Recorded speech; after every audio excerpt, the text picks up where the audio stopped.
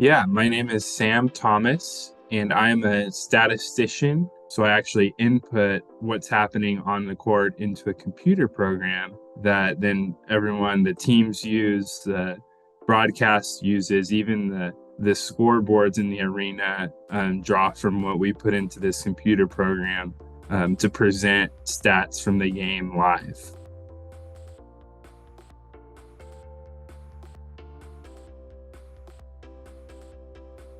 So typically in a game, you're able to pull up either on a computer or a tablet. These stats in football can be rushing yards or passing yards, tackles, number of tackles. In basketball, it could be shots made, shots attempted, three-pointers, rebounds, assists. We kind of take all those raw numbers and look for patterns that emerge throughout the game. I watch what's happening live and tell the person next to me who's kind of running this computer program exactly what's happening. And then we use a program that kind of has the court mapped out on the screen to select the location of where the play happens, input the players that are involved, and then the result of the play. It requires a ton of attention and knowledge of the game.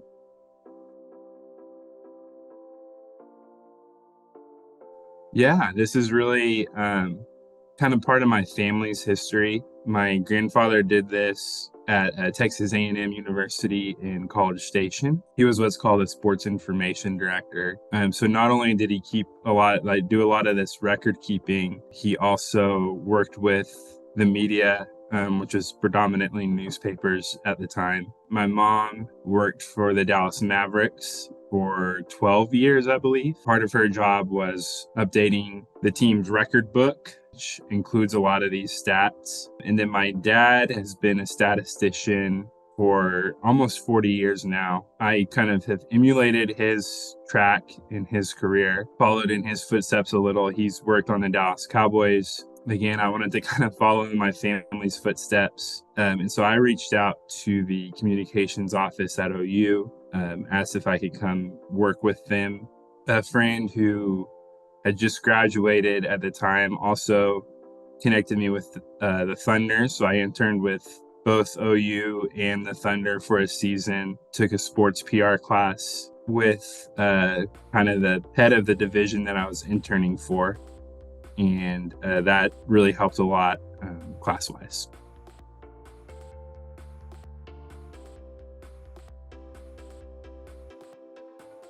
I actually struggled with math during junior high and high school. Clicked it for me where I kind of figured out math a little better when I applied it to sports. And, we thankfully don't have to use like advanced trigonometry or anything like that. But I really enjoy figuring out these patterns, figuring out these benchmarks really on the fly, and then doing a number of equations all throughout the game, especially when I'm working on the broadcast side of things. It's always handy to have the calculator on my phone pulled up. Yeah, it's definitely vital to know math to work in this field. We will, again, patterns are a huge thing.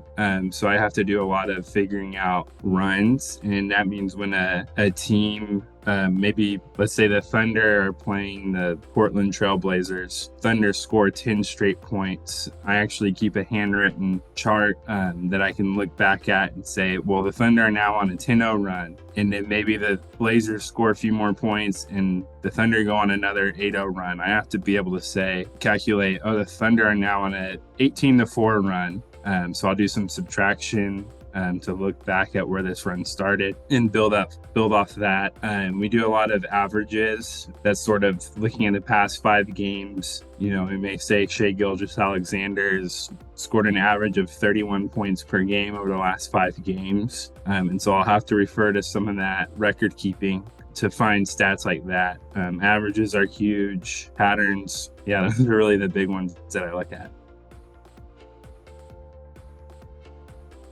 I think it helps tell the story of the game. And then in the broader context, when those patterns start to develop game over game, into longer stretches. You're able to tell which players contribute and how those players contribute to the team. So you may see that, again, Lou Dort has been averaging 8 rebounds per game for the past 10 games. You can say, well, he's obviously a good rebounder.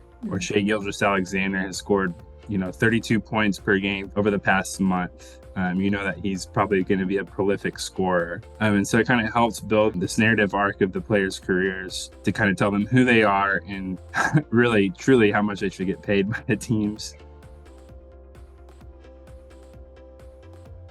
I fill out a lot of W-9 forms and kind of fill out invoices to send in and do all that. But yeah, it would be a per game basis. With the Thunder, I'm technically hourly. And so we are like in their system. I have the Paycom app on my phone and clock in and clock out for every game.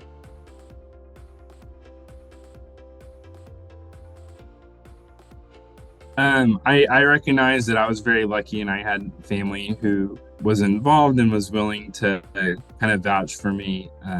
But I know a lot of people who kind of broke into this field without that privilege. And I would say a common theme, both for them and for me, is availability, which is a lot harder to find than you think.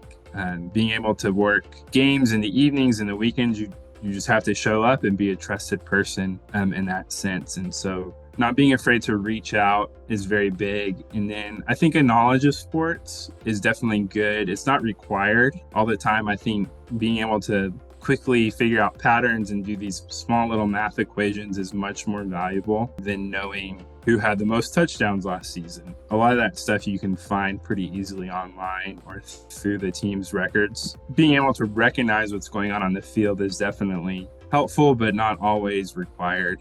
I would say a good base of knowledge in math is much, much better to have. First time I got to sit courtside at a Thunder game, it was a playoff game. But actually, Russell Westbrook got hurt. Patrick Beverley kind of ran into him and got hurt. And it happened right in front of my seat. And so for the next week, when the play was replayed on ESPN over and over again, you saw me with these big, goofy headphones on in the background.